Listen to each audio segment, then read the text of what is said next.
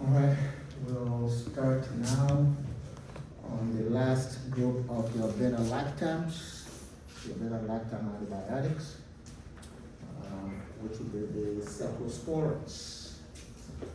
As we mentioned, the cephalosporins are beta-lactam antibiotics, and just like the penicillins, they will give you a time-dependent bactericidal effect. And just like the just like the penicillins, they will produce that cidal effect by binding to PBP, and in this case, 1 and 3, with the exception of your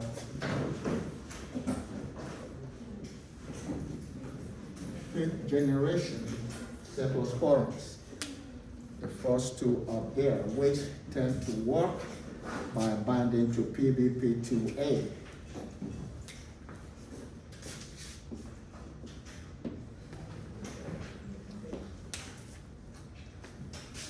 So we know that the cephalosporins are true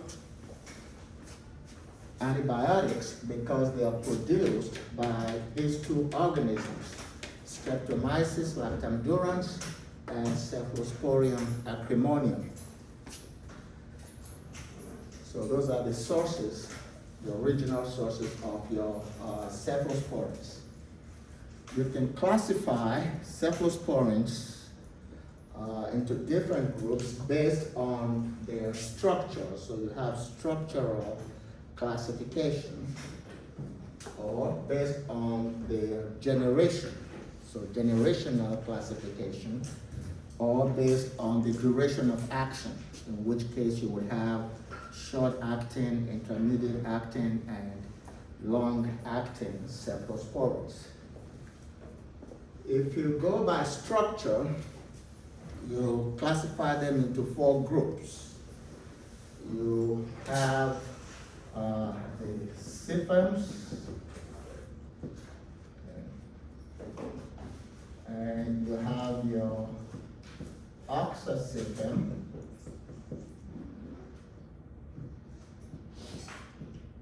and you have the carbocyphon, and then you have the cephomycins.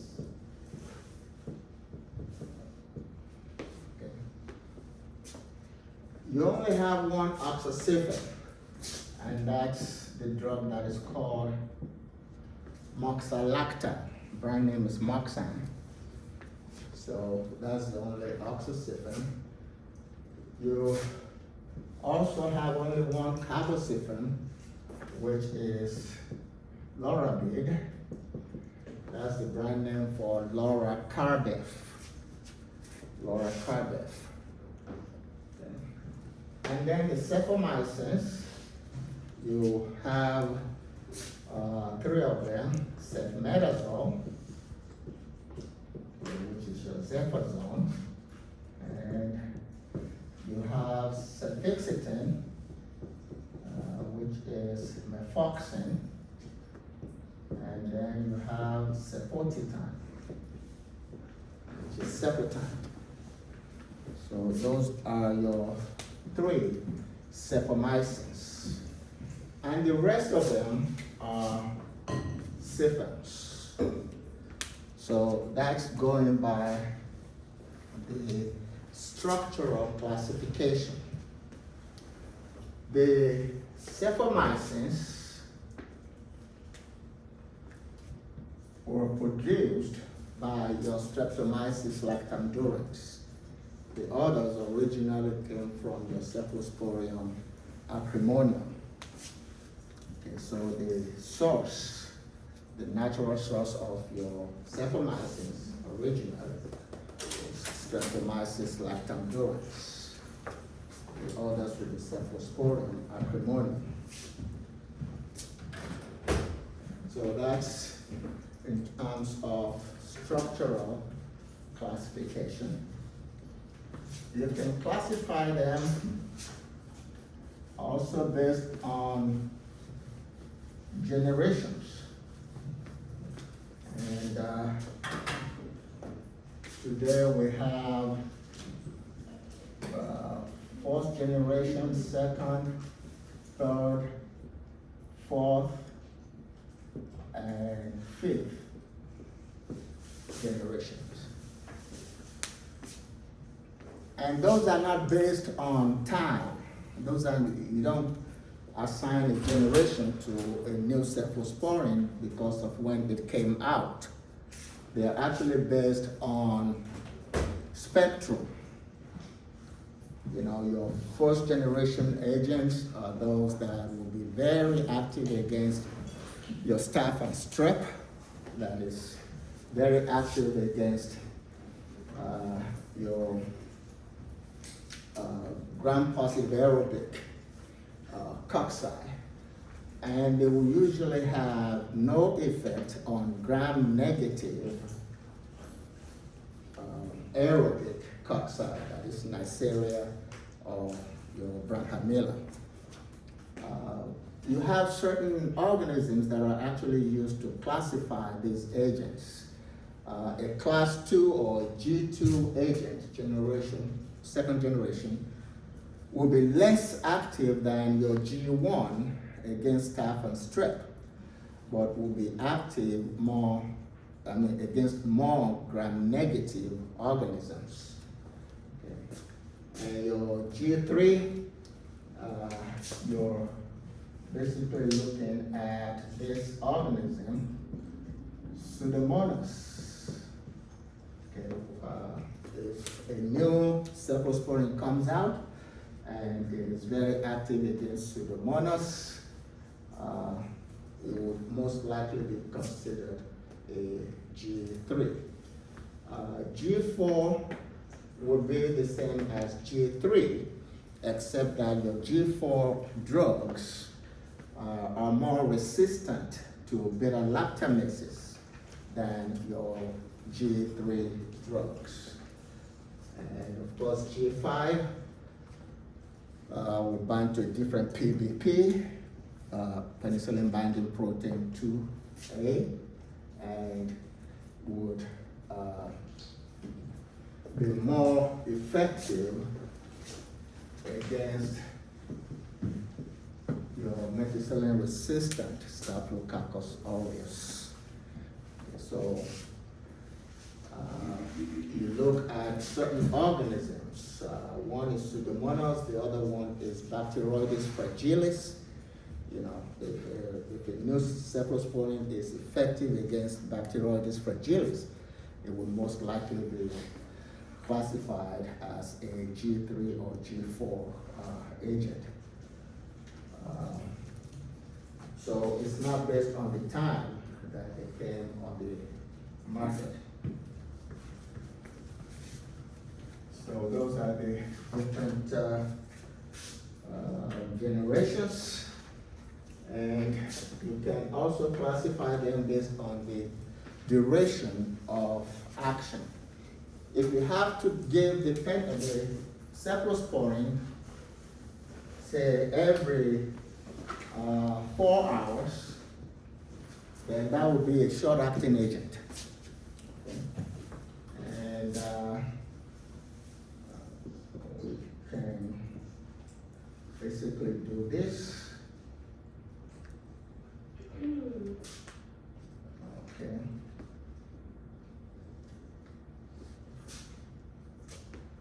So if you look at your first generation agents, G1, first generation agents, and you can do it by elimination also. The one that is short acting will be your Keflin or Cephalothin. Cephalothin is a G1 that is a short acting agent because you can give it like every 4 hours. The only one that is long acting is Duracell, cephalexin.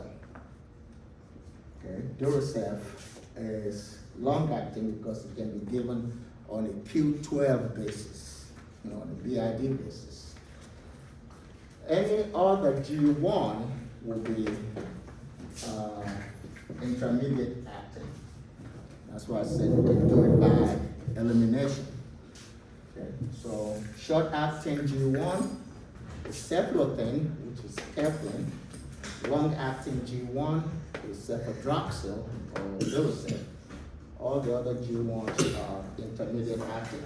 And intermediate acting will be one that you can give like Q8 to, Q6 to Q8 hours. If you look at your second generation agents, the ones that are short acting will be your Mandol or Cefamandol. Okay, that's short acting, and cefoxitin,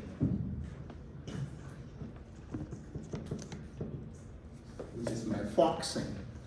Methoxin is also considered short acting. That's one of your cefamycins that we just listed. Okay. And for intermediate acting, you have Cefaclor, brand name is Cicor, is believed to be intermediate acting. And then you have cefuroxime, which is also considered intermediate. Now, cefuroxime, you can see as Zinacef.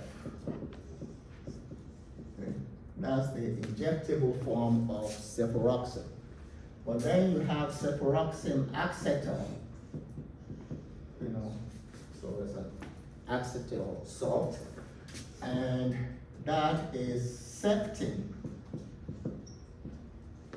That's administered orally. So orally administered cefuroxime is Septin, injectable cefuroxime is Zinacef. That is intermediate acting.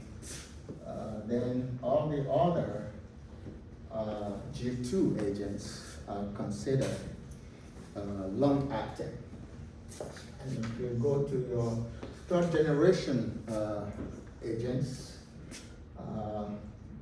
you would have only cefotaxime being short acting. That's your claforine. Okay. Claforine is short acting. And for the intermediate G3s, Fortas is considered intermediate acting. Okay. That's ceftazidime. That's the generic name you should see on that chart that we passed out this morning, which obviously is also in your handout. So that would be an intermediate acting agent. Ceftizox,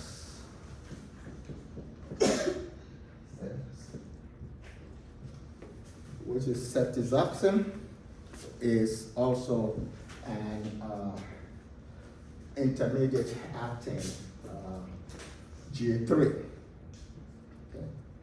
And then, of course, your other agents will be long acting. All your G4s are long acting, all your G5s are long acting. Okay. So fourth generation and fifth generation cephalosporins are all considered long acting.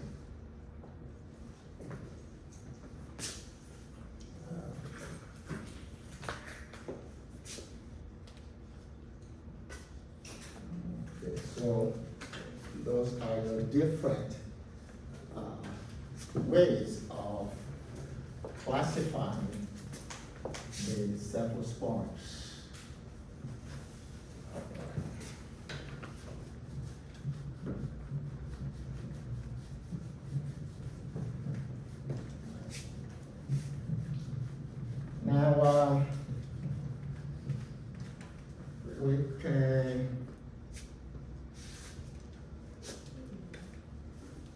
quickly look at the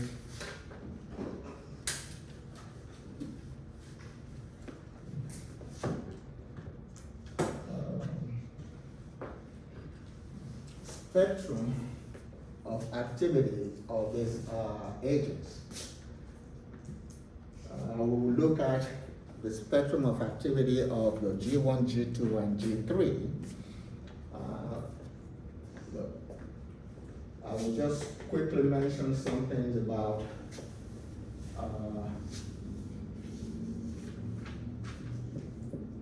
representative of your G4. And we look at maxipin, which is cefepime.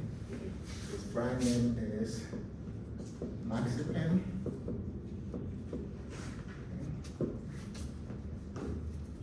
So just like your other cephalosporins, it would work by binding to PB1 and PB3, and then it would inhibit transpeptidase, so it would inhibit the cross-linking of peptidoglycans. So that would be how they would all work. But what stands out about maxipin is that it is almost 100% excreted through the renal system. So if the patient has renal dysfunction, you have to, or you must, adjust the dosage of cefepime. And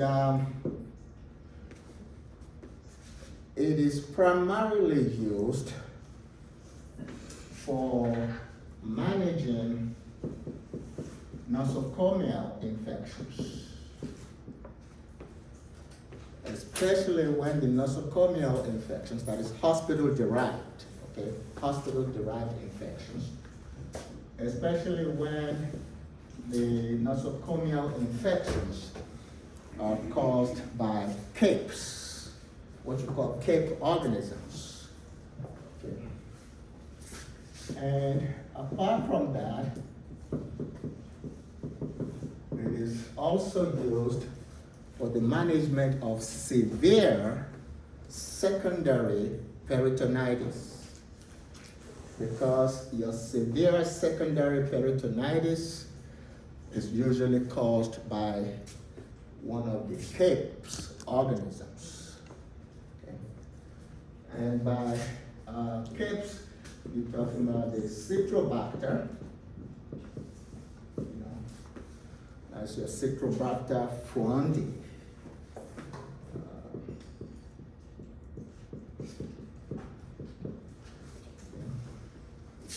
And of course, the A is Acinetobacter. Acinetobacter querceticus. Okay.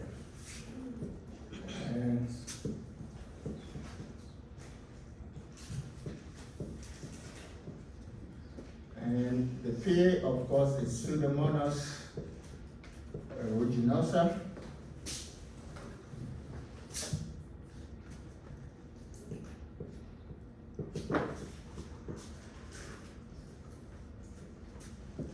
And E is the Enterobacter species,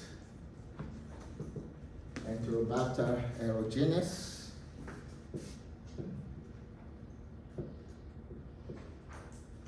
And S is your Serratia species, Serratia narcissens. So those are your capes organisms. And if the nosocomial infection or if the severe secondary peritonitis is caused by capes organisms, you use maxipin. So those are some things that stand out about that cefepime.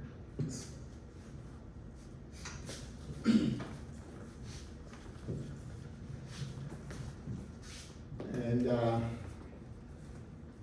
we can do the same quickly with Teflaro, representing the 5th generation.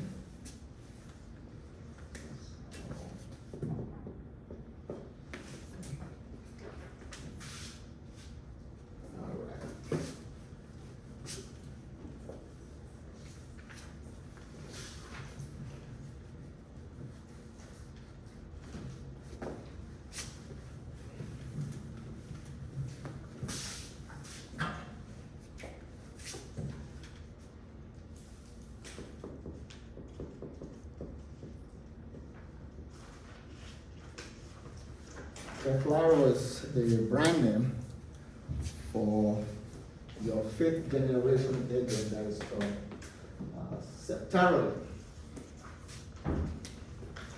We mentioned that its mechanism of action stands out, so it binds to PBP2A before it inhibits transpeptidase. And the drug is actually a prodrug. It is a prodrug.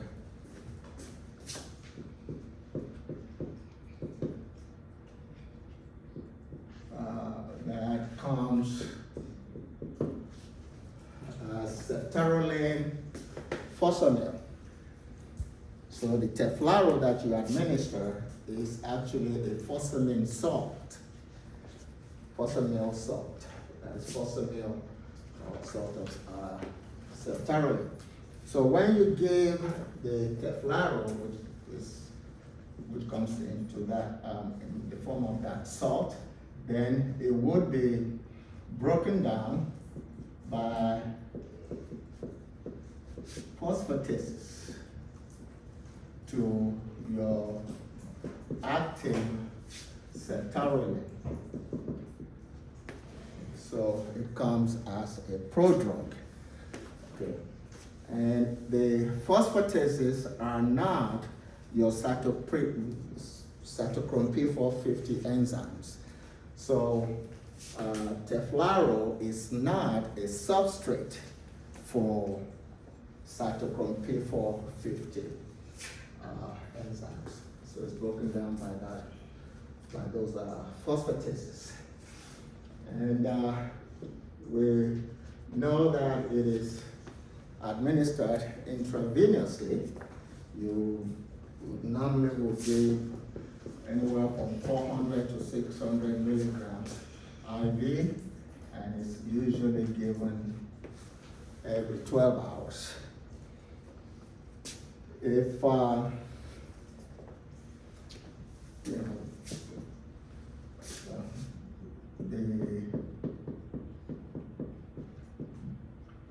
time of use usually ranges from 5 days to 14 days, depending on what you are treating.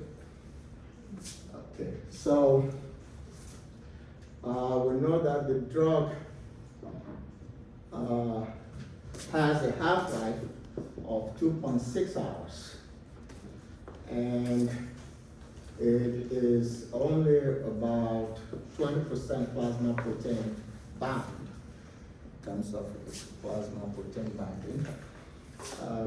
If you look at its excretion, which is renal, about 88% will go out through the renal system. Then you have about 6% going out through the feces.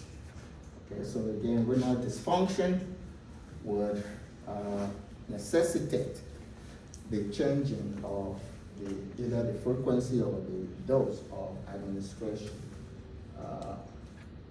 of that drug. And in terms of its indication, it is primarily used for respiratory tract infections,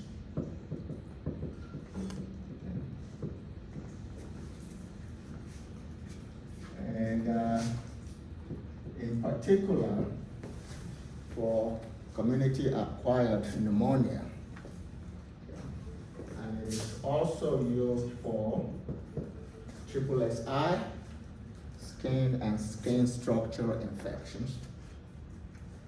When those infections are caused by your staph and strep, gram-positive aerobic cocci, okay, and when they're caused by H. flu and Klebsiella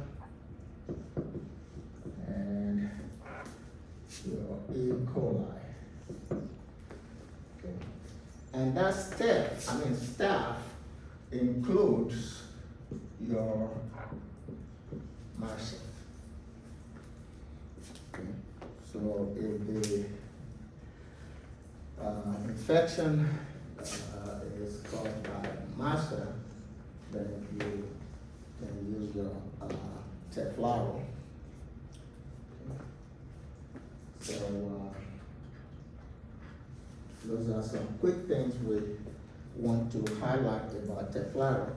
And Teflaro actually was derived from this drug. That is, this fourth generation agent was just changed a little bit to give you your fifth generation agent. So it is a derivative of this fourth generation agent, you know, cefozoprime. That's how you got the septarolin.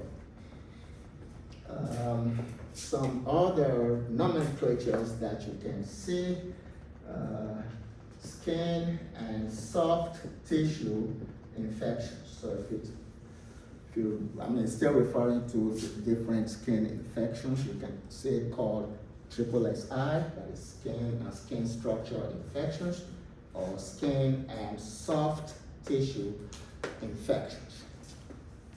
And even some other literatures, you can see it referred to as ABSI, which would just mean acute bacterial skin and skin structure infections. So those different terminologies or nomenclatures can be used.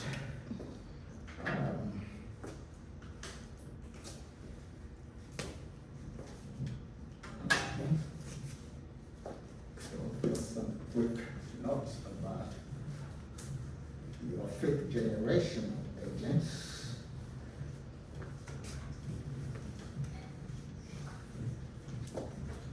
Okay.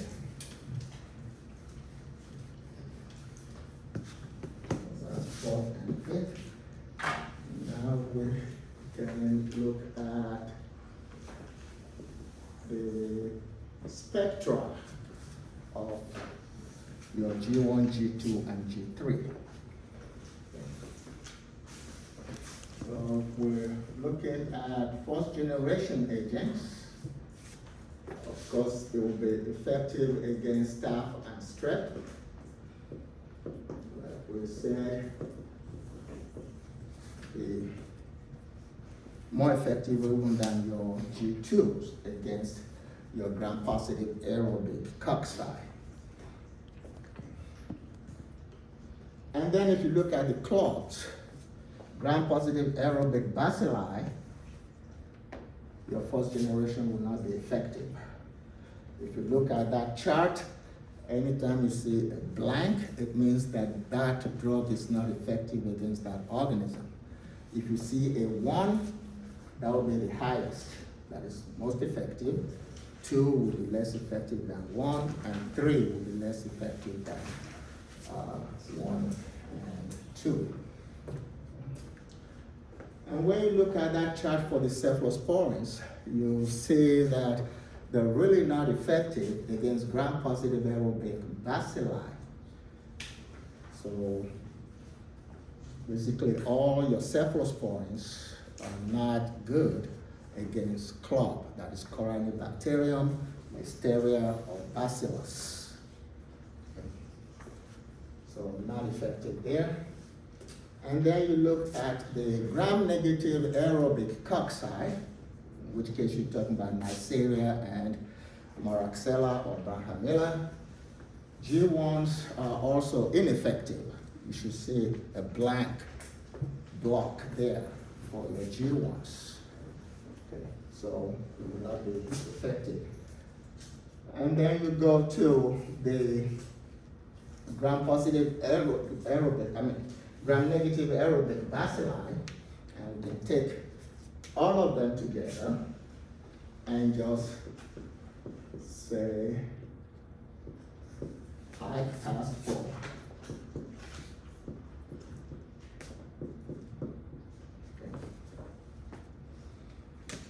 So your G1s will be effective against Haemophilus influenza, Klebsiella, and E. coli.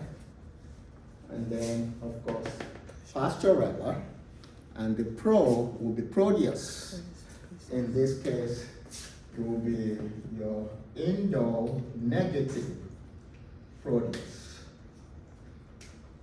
And Proteus is one of those organisms that you use to classify the cephalosporins. If you have a new cephalosporin today and it is only effective against Indo-negatives, not against your Indo-positives, then it will be a G1. So it's one of the identifying organisms for classification. So we see that your G1 agents will be effective against Indo-negative Proteus, which means Proteus mirabilis. So will not be effective against Proteus vulgaris or Morganella morgani or Proteus peneri.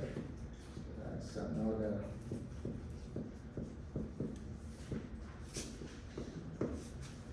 Proteus species. Okay. And that's it for G1.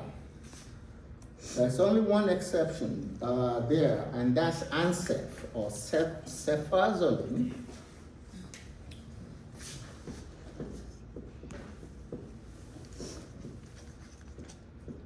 This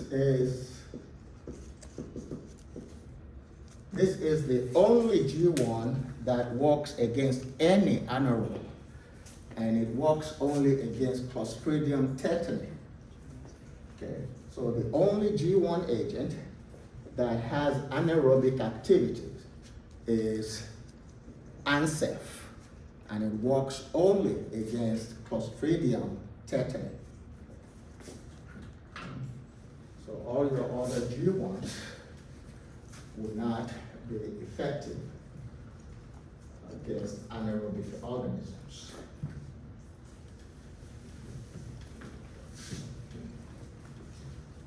So that's G1.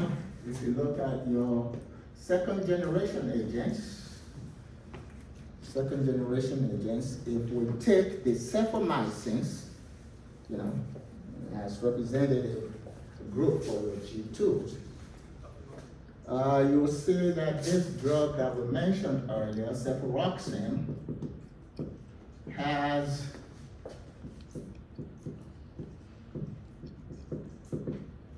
a spectrum that is very, very similar to the spectrum of your cephamycins. Okay, and G2 agents. So, of course, they will be effective against staph and strep again, but not as effective as your G1 agents against staph and strep. Okay. Also ineffective against your clubs, that is gram-positive aerobic bacilli, Corynebacterium, Listeria, Bacillus. Okay. It will not be effective there. And then when you go to gram-negative aerobic cocci, which will be your Neisseria and your Moraxella or Branhamilla, they will be effective mainly against Neisseria gonorrhea. And this is the added advantage of cefuroxime. Cefuroxime will be effective against Neisseria gonorrhea as well as Neisseria meningitidis. So it will be effective against both. Actually, if you look at all the cephalosporins put together,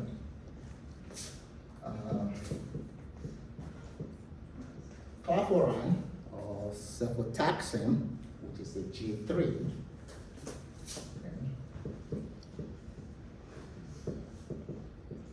rosaphane, and then cefuroxime, which is a G2. Those are the three cephalosporins that are actually effective against Neisseria meningitis.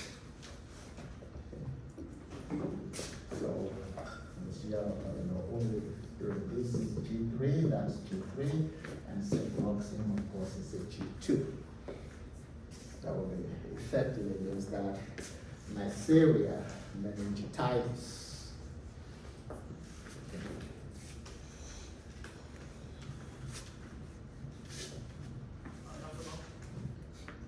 I have a question, just to confirm, for Ansett, did you say that that's the only G1 that works on anaerobics and all anaerobics? Not all anaerobics, just your Clostridium tetani. It is the only G1 that is effective against an anaerobe, and it's only Clostridium tetani. All your cephalosporins are ineffective against Clostridium difficile, all of them. But Ansett is a G1 that works against Clostridium tetani. Okay, so that's for your gram-negative aerobic cocci. And then if we go to the gram-negative bacilli, we can take all of them together because you already know which ones are enteric and which ones are non-enteric. And we can say that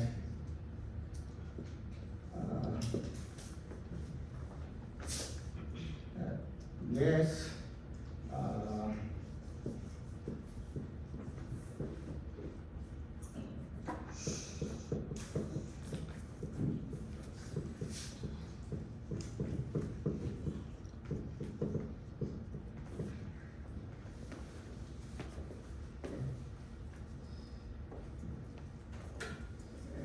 I can put pro here to represent the Proteus species.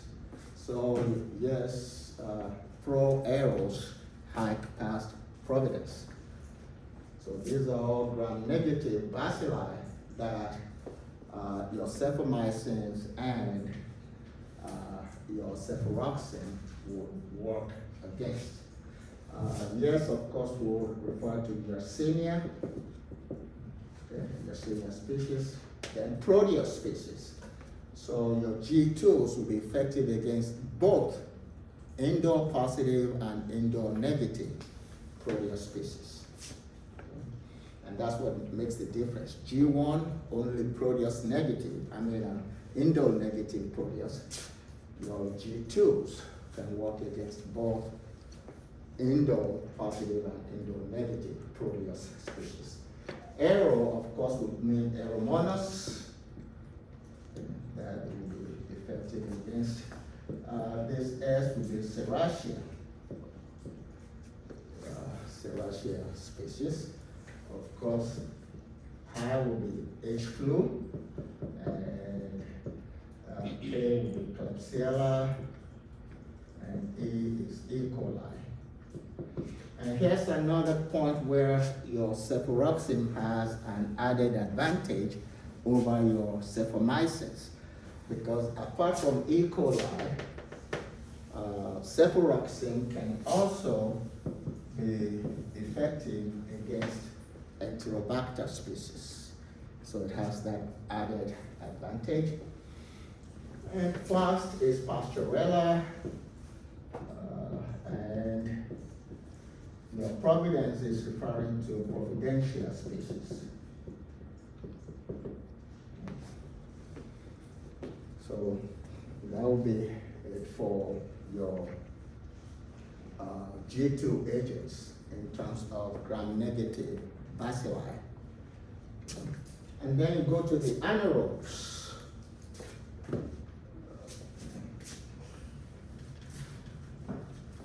And for your anaerobic organisms, the cephomycins, as well as your cefuroxime, would be effective against Streptococcus and Streptococcus, which are gram-positive anaerobic cocci, okay, and would also be effective against Clostridium, which would be a gram-positive anaerobic bacillus, and again, not Clostridium difficile. They're not effective there, but your tetany or your pharynges, they can affect. So your cephalomycins and cefuroxime will be effective against those anaerobes.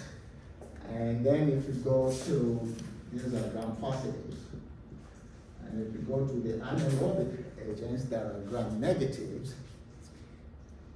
okay, your cephalomycins would also be effective against your Bacteroides species and your Fusobacterium. Cephalomycins will be effective there, cefuroxime would not. Okay.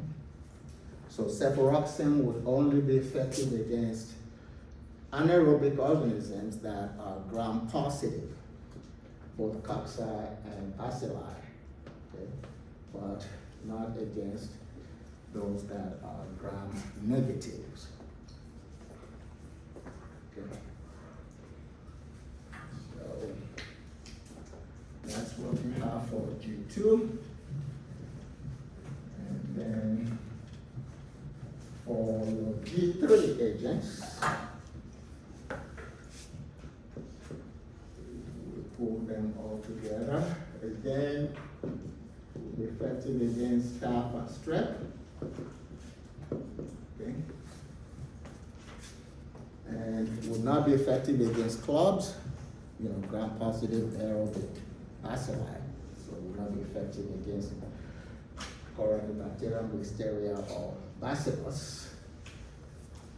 And will be effective against your Neisseria species, and would also be effective against your Moraxella species. So gram-negative aerobic cocci,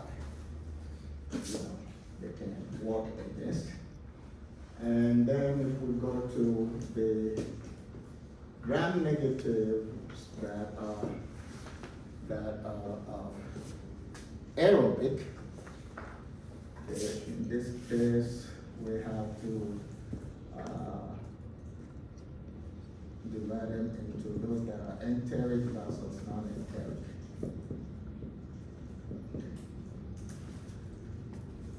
So for the enteric agents, all of your enteric agents will be susceptible to G3 drugs, okay? With the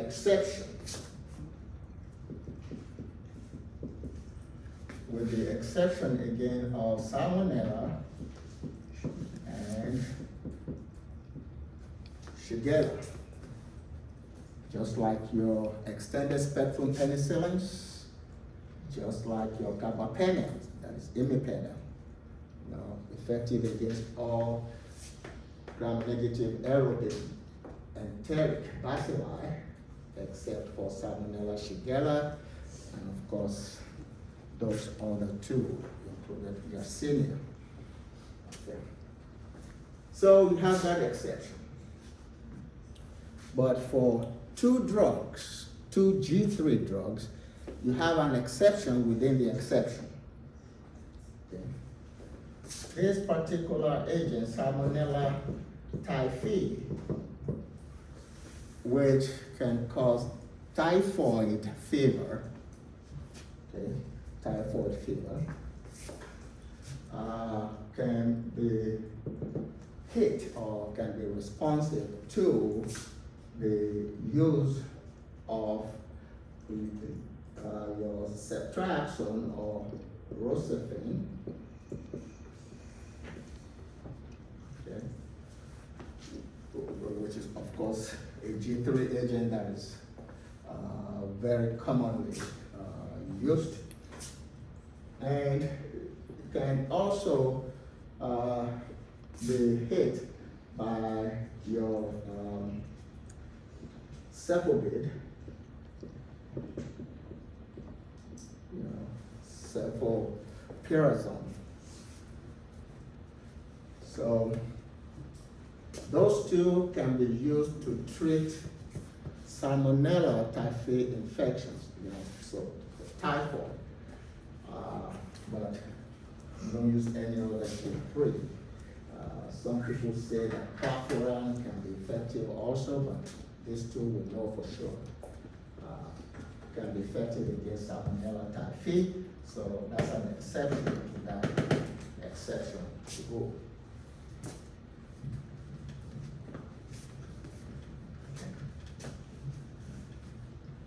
That's all. And then for your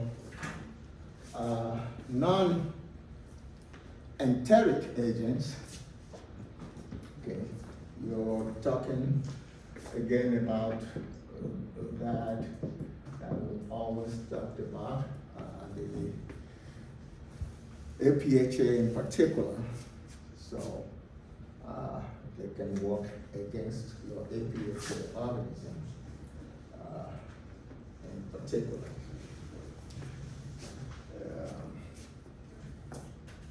Anaerobes, so for gram-positives, that is Streptococcus, Streptococcus,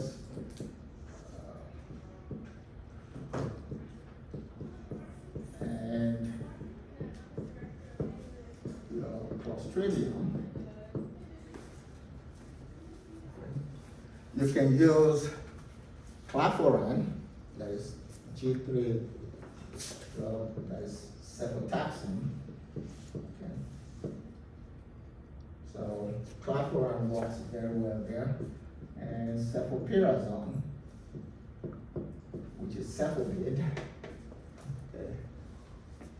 So those two are very effective against your anaerobic gram-positive agents. The others that can also work there will be ceftazidime and your ceftriaxone.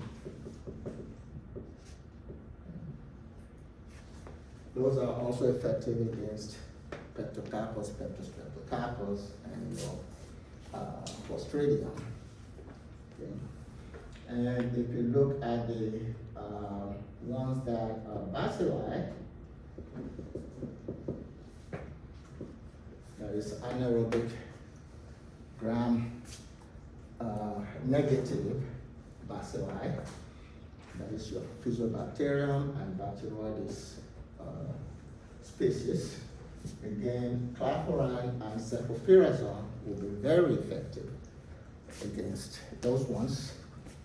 And to a lesser extent, will be your ceftazidime, your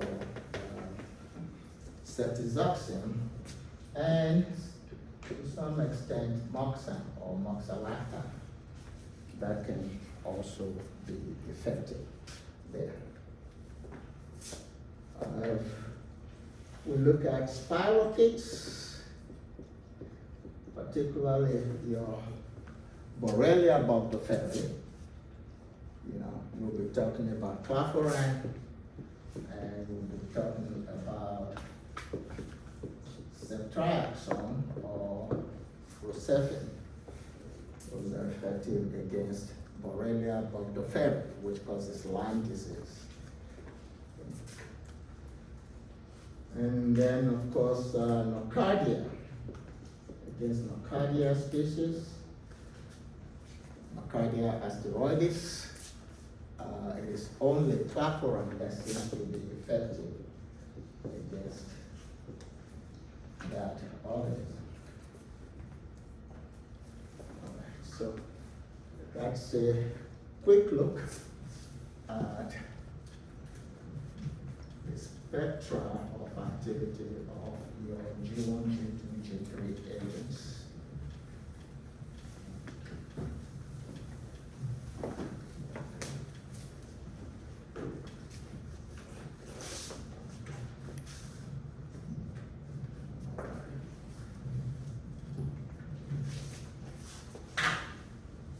some aspects of their ADME.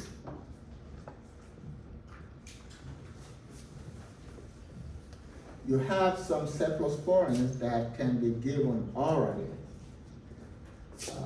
I'll give you a list of them, and then we'll cross out some of them that either have been discontinued or have gone down in terms of frequent clinical usage. Okay. And we'll try to use brand names, so don't just hear Ceph. That would be Ceph, sorry. Okay. So Keflex, which is cephalexin, can be given orally. Okay. Aspor is cephradine. Aspor is an oral form. Velocep is an injectable form.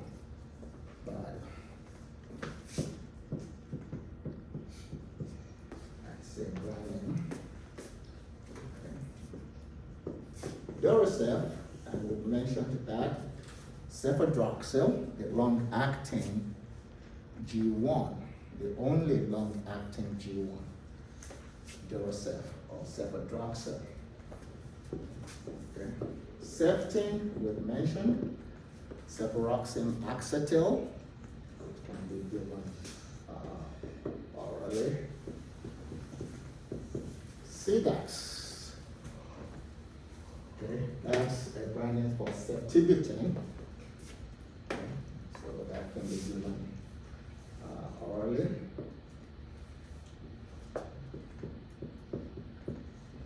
Ciclor, brand name for Cefaclor. Ciclor is one drug that can actually be classified as a G1 or G2 agent. Okay. There are two cephalosporins that cross over in terms of their generation classification. Cefaclor, between 1 and 2, and then cefotitan, which is one of your cephomycins. Brand name is cefotan. Cefotan can be classified as a second or third generation. So those are two cephalosporins that can cross that generational line, if you will. So Ciclor or Cefaclor can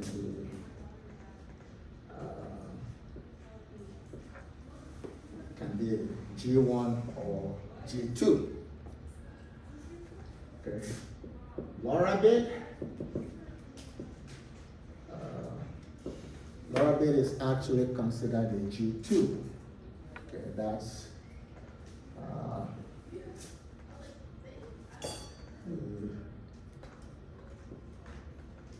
orally administered agent. The loracardiff is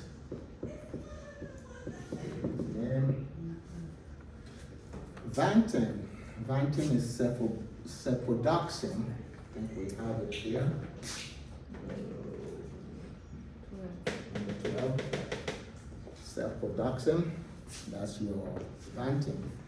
And it can be administered orally. Omnicef. Okay. That's your Septinia. And as you see, that can be given orally. Suprax. Suprax is often taken as a G1. We won't say much, we won't say anything else about your Suprax there. That SpectraCef.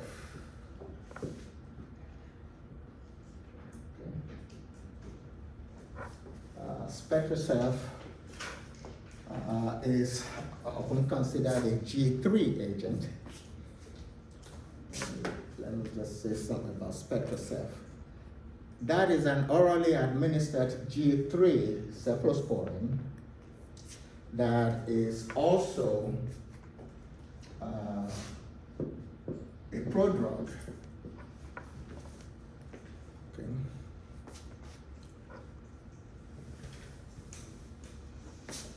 It is basically broken down once you administer it as it goes through the absorption phase. It is broken down to its active form in the body. Food tends to increase the AUC of that drug, and it's significant. It's between 70 and 77% increase in the AUC of Cevitorin. That's nothing right here. It's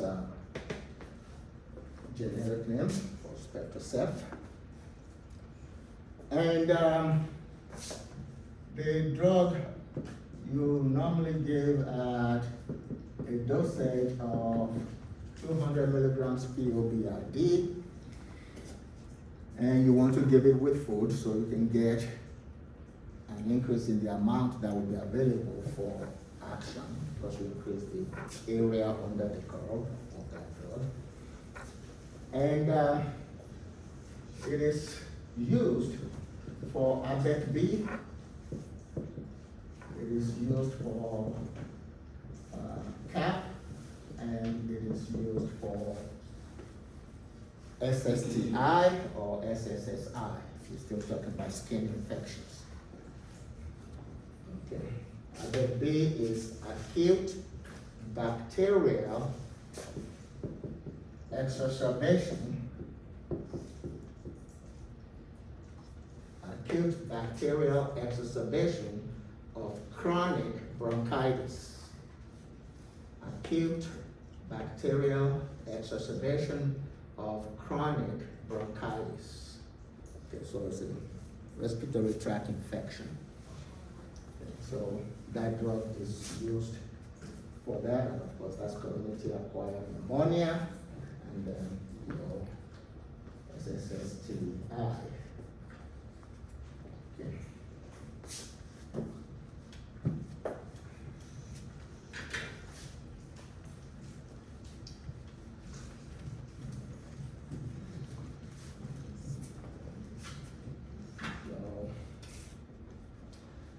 Those are some of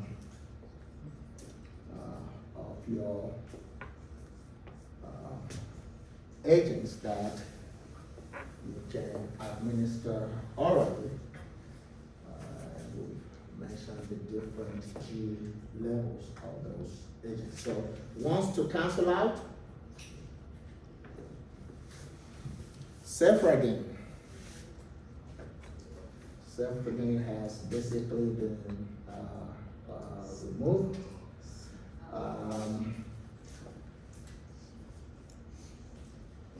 Ciclo, down.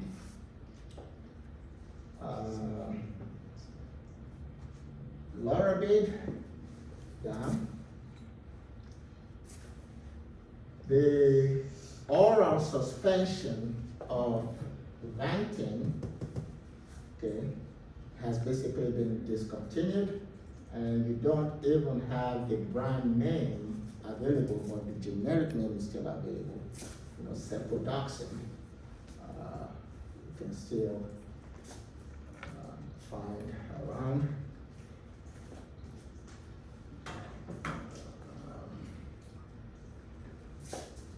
CDAX has gone down a lot.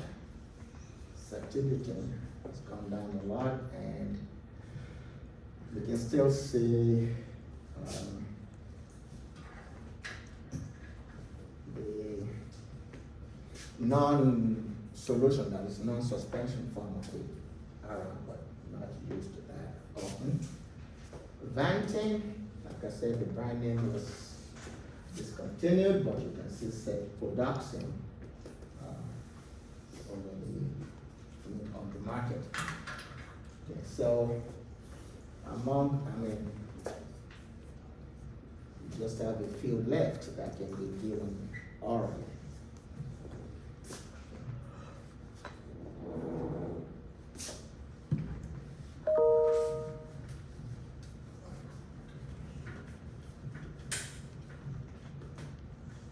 So the others would be cephalosporins that can be administered parenterally. Now, in terms of distribution, there are some that can get into the bones, and there are some that can get into the CSF readily. Okay. Those that get distributed to the bones very readily would include Aspor, but we'll leave that out because it's already done. That's the Cephadine. Okay. Mandol or Cephomandol can get to the bones. Monosid, which is a G2 agent, we have to cross that out also.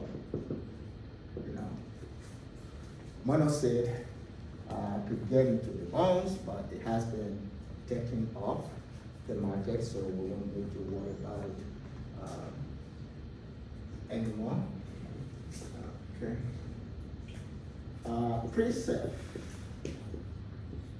can also get into the bones in adequate quantities. Okay. That's your Cephranid.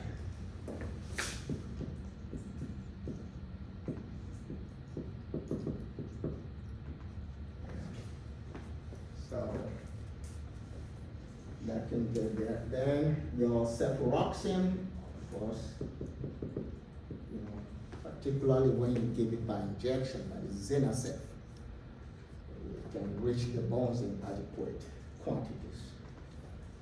And then you have some G3s that can be distributed to the bones in adequate quantities. And the letter that you're looking for is the letter Z. Okay. So ceftazidime has a Z in it. Okay. Ceftriaxone,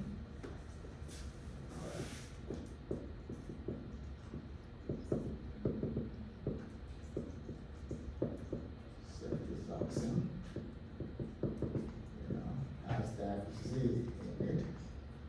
And then cefpoperazone has that Z in it. Okay. So those are all G3s that can reach the bones in adequate quantities.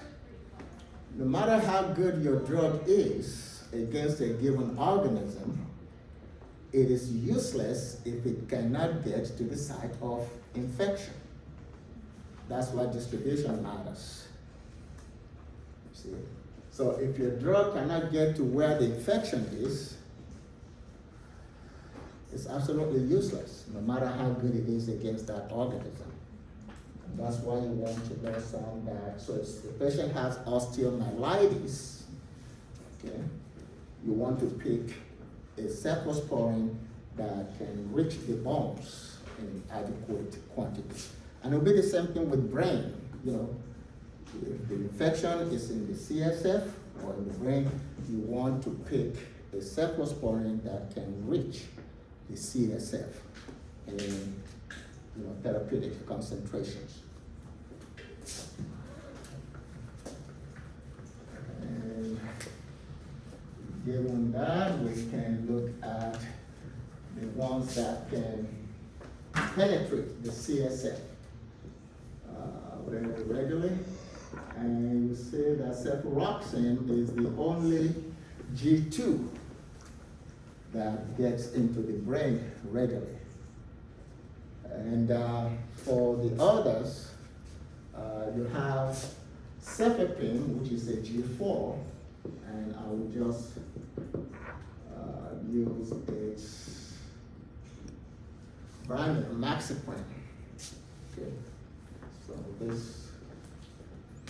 agent right here, Cefepime, brand name is Maxipren. I'm using the brand name for a particular reason.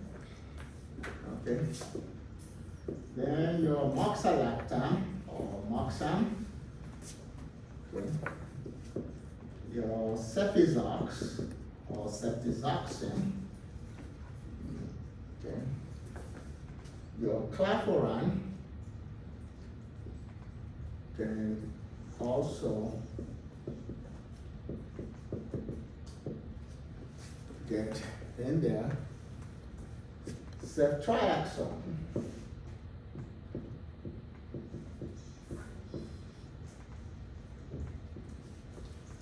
that's your Cefin. And you see what we're looking for there, the letter X. Okay.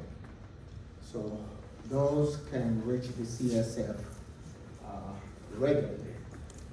And if you have an infection there, you want to use a drug that can get into that medium or to that space to give you the required action. But out of all of those, you notice that ceftriaxone is the only G2 and Maxipren is G4. The others are G3 agents.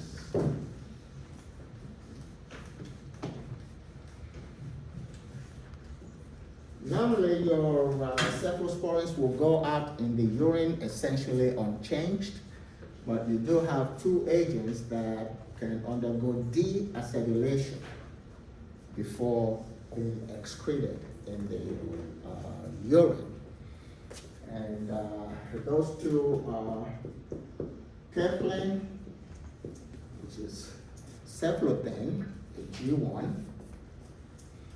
Okay. So that can undergo deacetylation before being excreted. And the other is clavoran. Okay. Cefadil, which is cefacrin, has been removed from the market, so we don't have to worry about that. Cefadil, cefacrin, a G1 agent, but it has been removed from the market.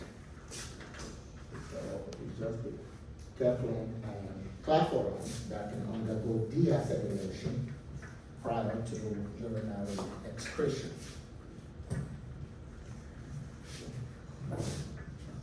Now, you have some that would be distributed into the bile. Okay.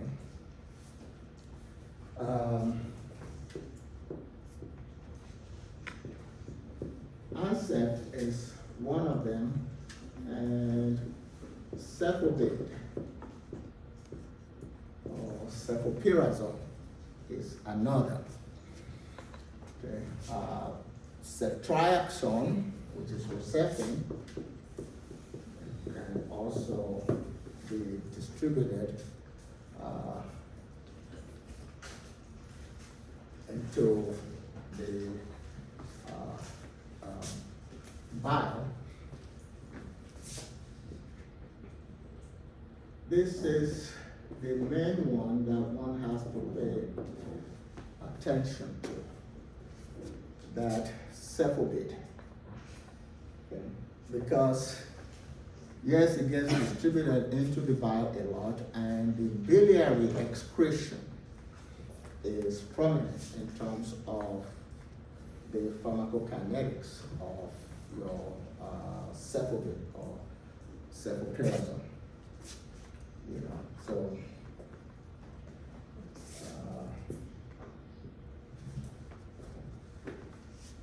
that's the main one to pay attention to, Cefamandol may also, mandol, which is a G2, may also be distributed into the bile, but it's not of any major consequence. This is the main one that one has to pay attention to.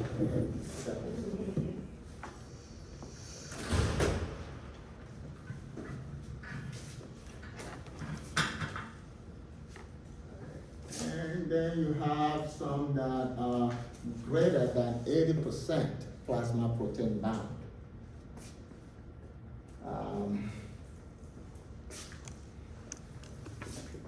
That can include your pre-Cef, you know, and can also include your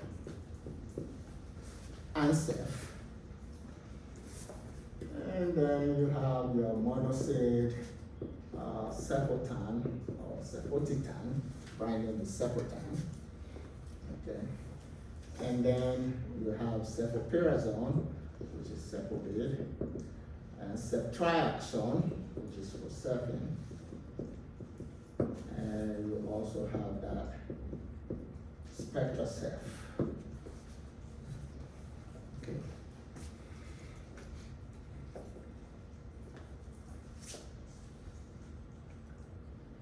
The main reason why we look at this list is because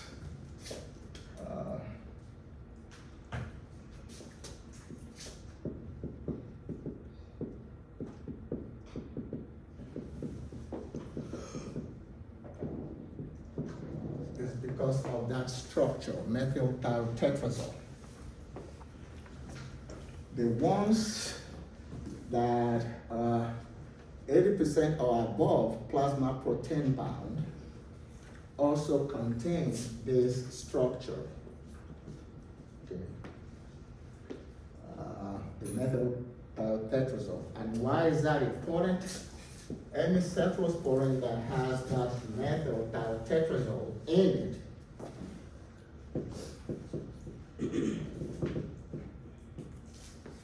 is highly likely to give you hemorrhagic episodes. So if you want to compile a list of the ones that have that methyl tetrazole in their chemical structure, it will be the list of these 80%ers with the exception of ceftriaxone or rocephin. So if you replace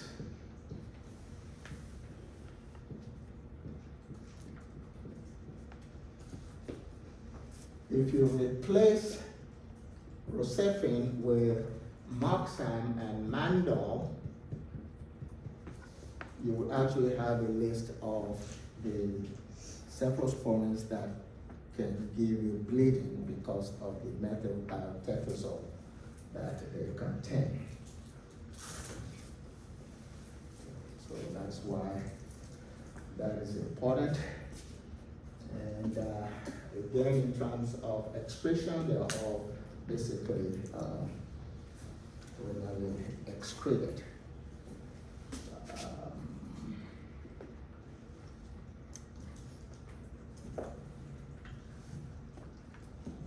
Let's see if we can just finish in 20 minutes or so. So just cut it out.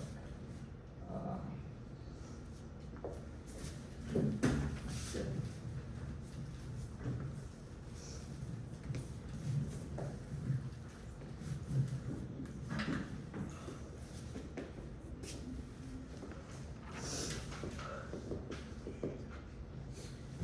Let's keep the indications for now. Let's see. And look at the adverse effects. Adverse effects will be GI, nausea, vomiting, diarrhea, flatulence, abdominal pain. All of those can be present.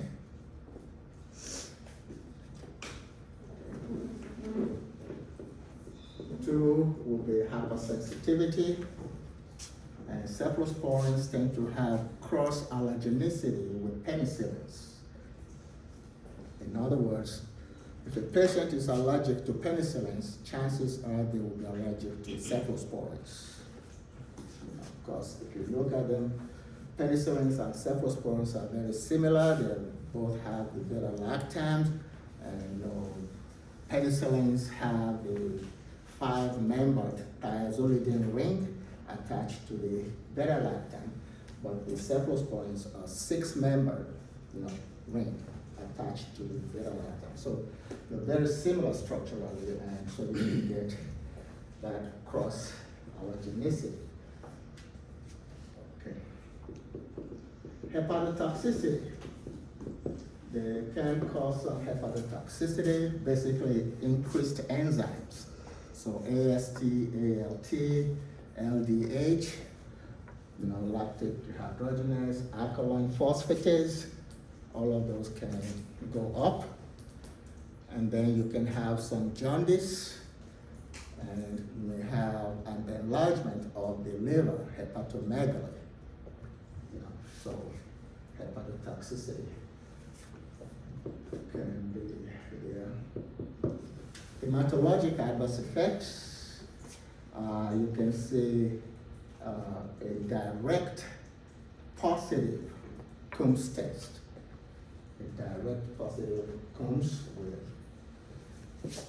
the cephalosporins, and it's usually without the breakage of the red blood cell. So usually without hemolysis. That's what you can see there. So that's 1.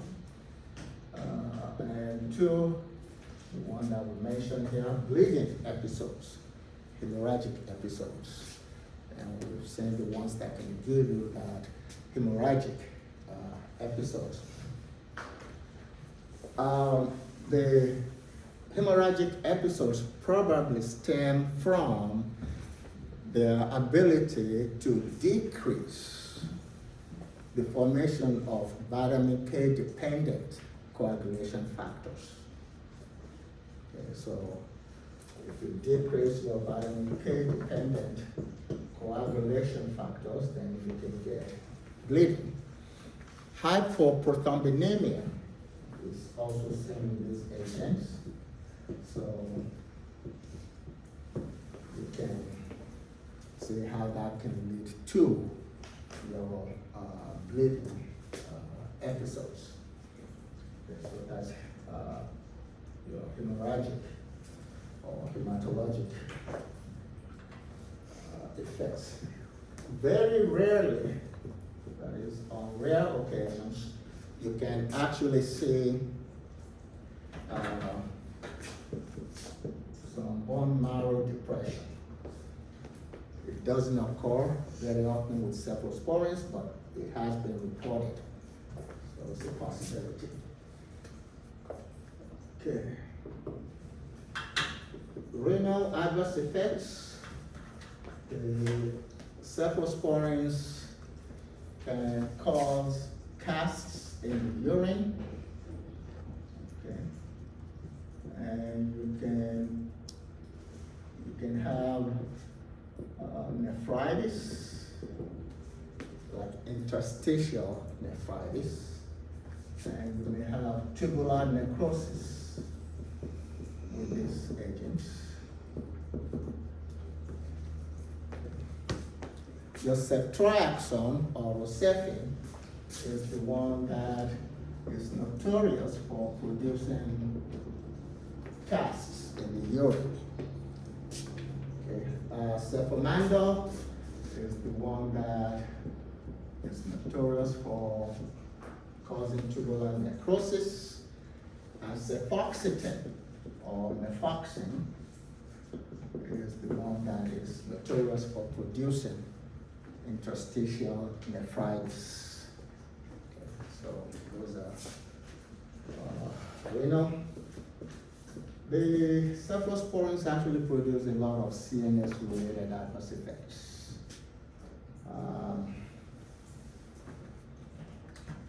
You can see anything from lethargy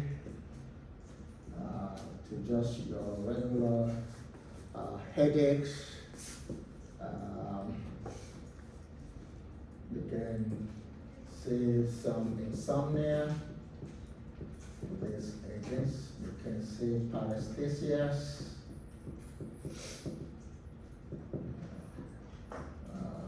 some nervousness. All of those are being reported with your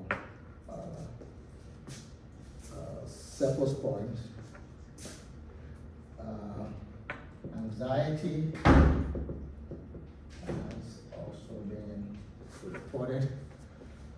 So they can produce a lot of CNS related activities. Then alcohol intolerance, that is your disulfiram-like effects.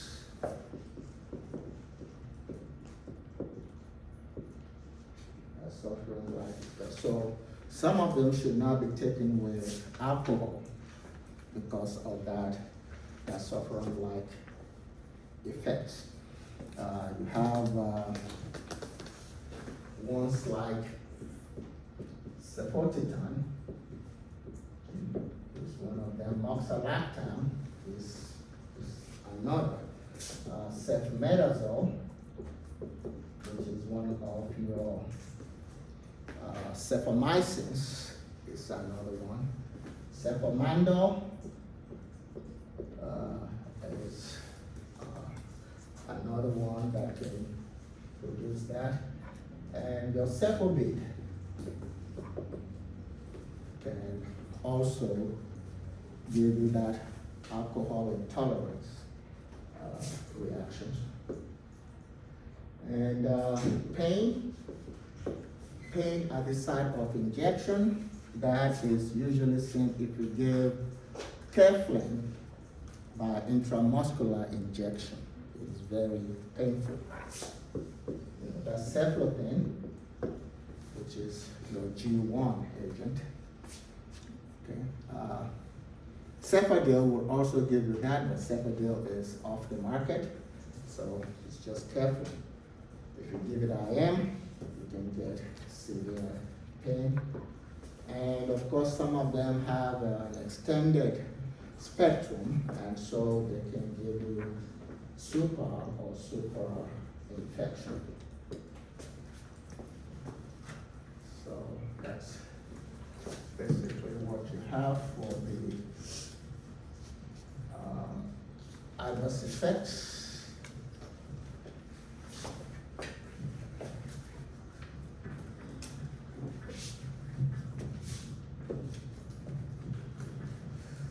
And lastly, the indications.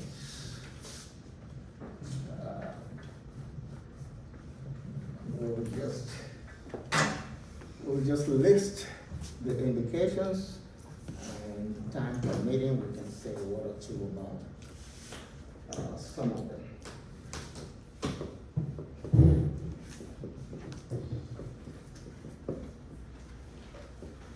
So you can use them for prophylaxis to prevent infections during certain procedures. And we'll come back to that.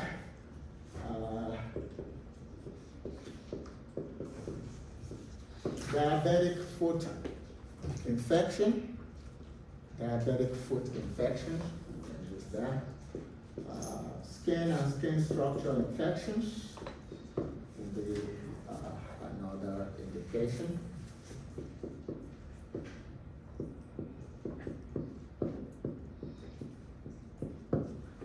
Hasek-induced endocarditis. You already know your Hasek organisms. We said it can induce endocarditis.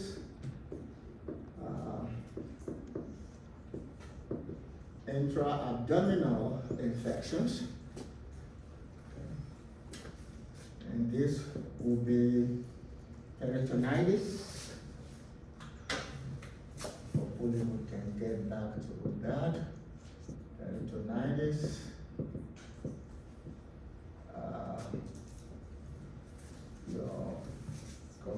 tonsillitis,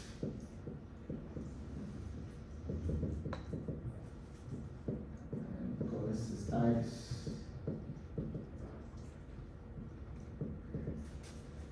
Okay, so that will be some of them there.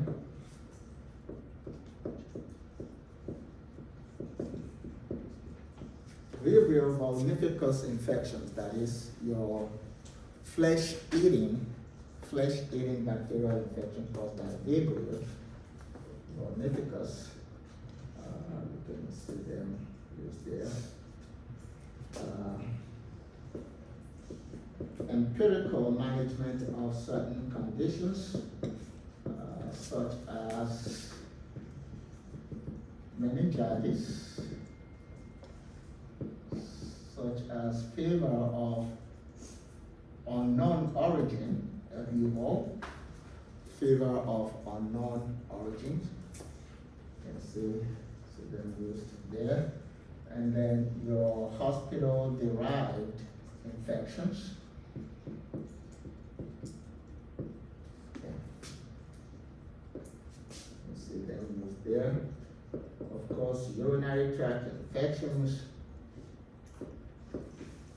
osteomyelitis, that is bone infections, it can be used in there. Upper and lower respiratory tract infections. Okay, remember, your extended spectrum penicillins are just for lower respiratory tract infections. The cephalosporin can be used for both upper and lower respiratory tract infections. Okay. Let's see if we can get back to some of this.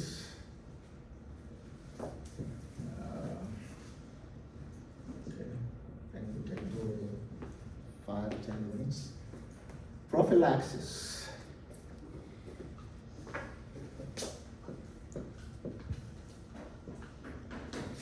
Coronary artery bypass grafting, or what you call cabbage. So your coronary artery bypass grafting.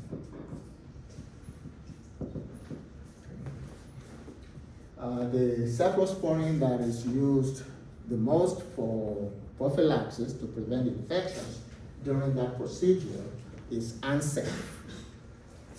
Okay, ANSEF, that G1 agent, the only one that's effective against Clostridium tetani. So ANSEF is the cephalosporin that is used most often in that situation. If you don't have ANSEF, or if for some reason the patient cannot take ANSEF, then one can use clindamycin or vancomycin. Both of them are also effective in preventing infections during that procedure. And then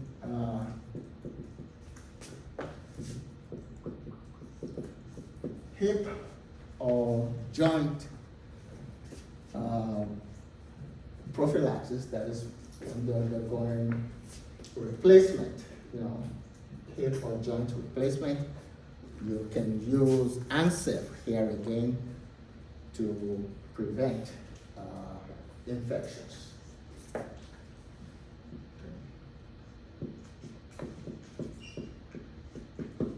Colorectal procedures.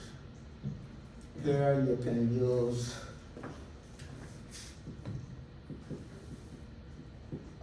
ANSEF, or you can use methoxin, which is methoxytin.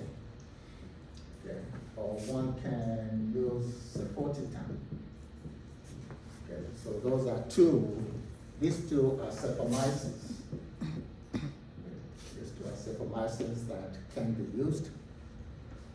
If those are not available, you can use Rocephin, which is ceftriaxone.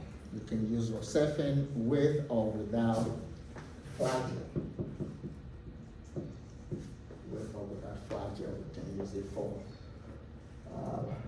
preventing infections there. Hysterectomy. Hysterectomy. You can use these three also, Ansef, Nafoxen, Cefotitan, for preventing infections. If the patient cannot tolerate those, then you can go and use clindamycin with an aminoglycoside. Clindamycin with an aminoglycoside.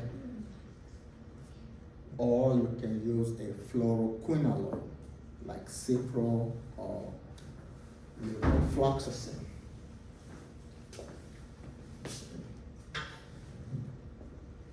And then if the patient is undergoing a dental work or dental surgery, for that one can actually use Keflex. You can use Duracell also, both of them being G1s, you know. Ansef would also work in that situation, and so will your ceftriaxone or Rocephin also work in that situation.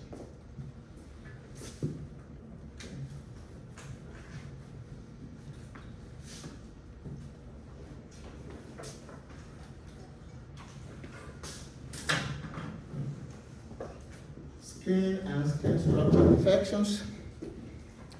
You can use your two 5th generation agents, ceftaroline and ceftobiprole, for skin and skin structure infections. And you can use that SpectraSafe that we had mentioned before, your Cefditorin. You can use it in skin and skin structure infections, which are usually caused by your staph, particularly Staph aureus, and can also be caused by Streptococcus pyogenes. Okay, so that you can use there.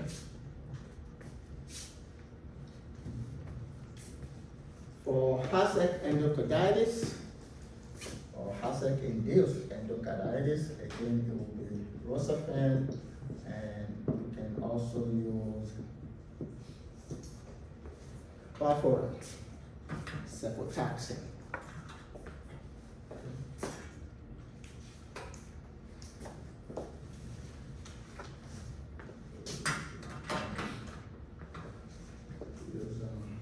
Yeah. Quickly not do this.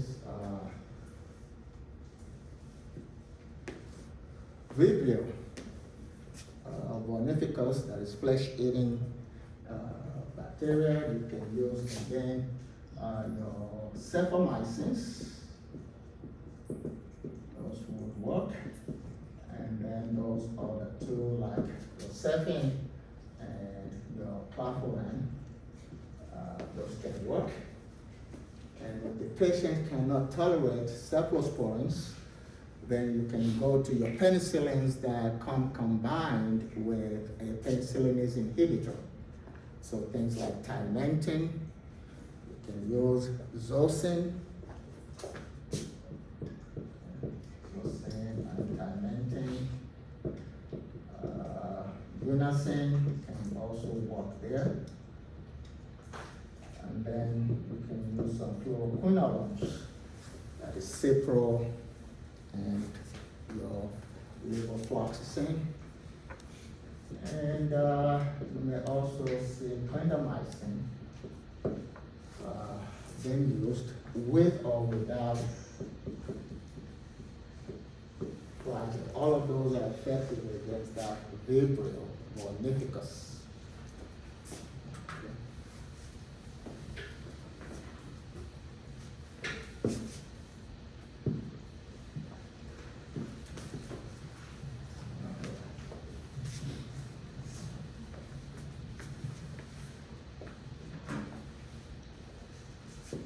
diabetic foot injury or infections.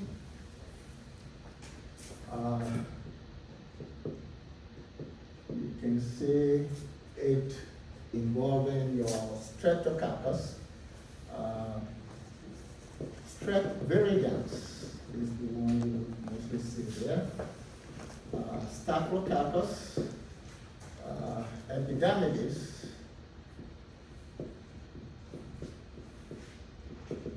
Okay, this is the one that is usually involved there. Okay, and you can also see Staphylococcus aureus involved. Then some Proteus species and Klebsiella can also be involved in there. And then you can have your Clostridium and Peptostreptococcus. And then you can see Bacteroides being involved in diabetic foot infection. Okay. And for that, you can pick any G3 or G4.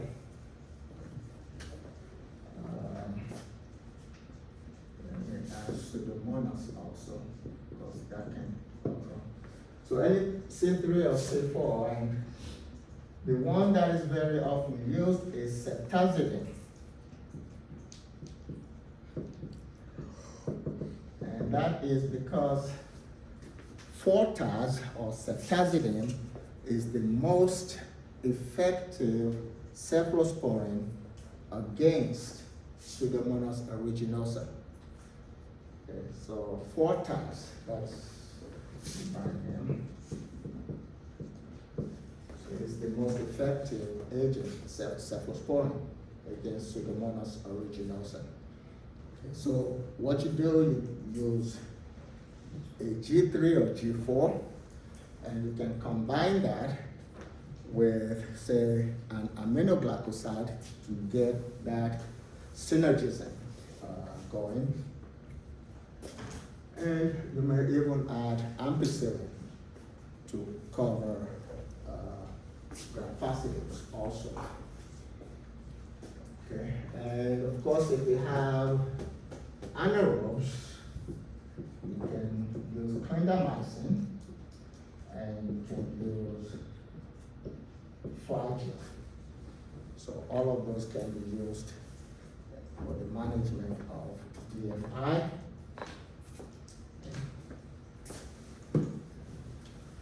And if the patient cannot tolerate those, then you can give one of your penicillins that comes combined with a penicillinase inhibitor. So that would work against the DFI.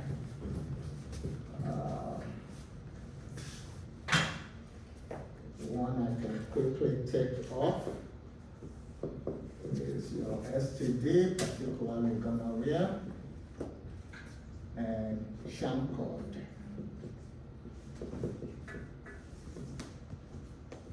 For STDs, you just use Rocephin or Clavurin. Okay. We know what causes gonorrhea. What causes chancroid is Haemophilus ducreyi. Okay. So you can use Rocephin or Clavurin here. Okay. And which one can we quickly take off? I think that one was in your areas of concentration, intra-abdominal infections. For intra-abdominal infections, you can have peritonitis, and that can be either primary or secondary peritonitis. If it's primary peritonitis, it is usually caused by staph or strep, okay? And then it can be caused by Klebsiella and your E. coli, okay? And you can even see some Pseudomonas, and then Proteus. Pseudomonas is really minimal, very, very small in terms of causing the primary peritonitis. And when you get that, you can just use Rocephin, ceftriaxone to manage that. Secondary is usually caused again by your enterobacteriaceous. That is your gram-negative aerobic bacilli, which would of course include all of this, Proteus, Klebsiella, E. coli. That's what usually causes it. When it is small or not too aggressive. The secondary that is serious is caused by your CAPS organisms. And if it's caused by CAPS organisms, then you know the agent to pick. Cefepime. That's what you would use. But if it's secondary and it's not very serious, you can use several agents like,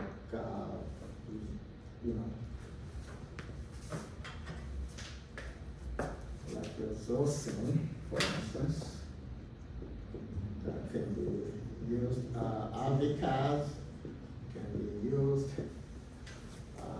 Nafoxen, nafoxetine, that can be used.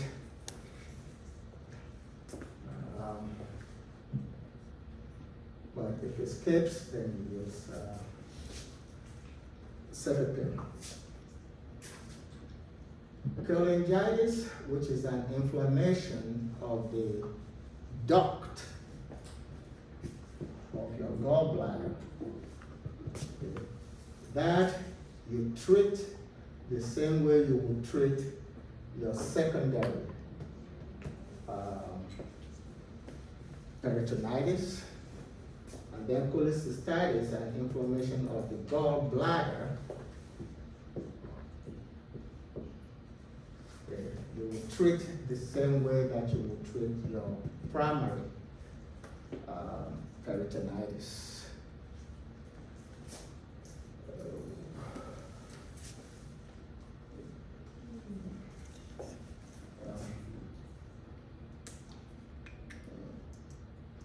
You have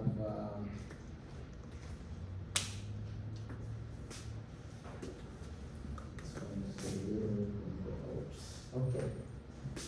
Hopefully we'll find time to describe this too somewhere. All right, we'll hold it there.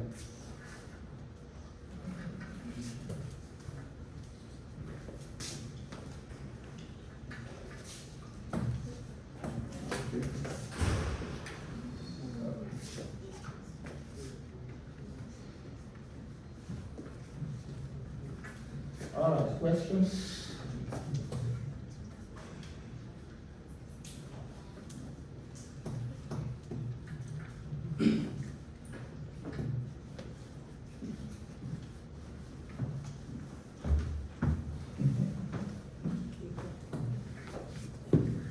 No questions. Okay.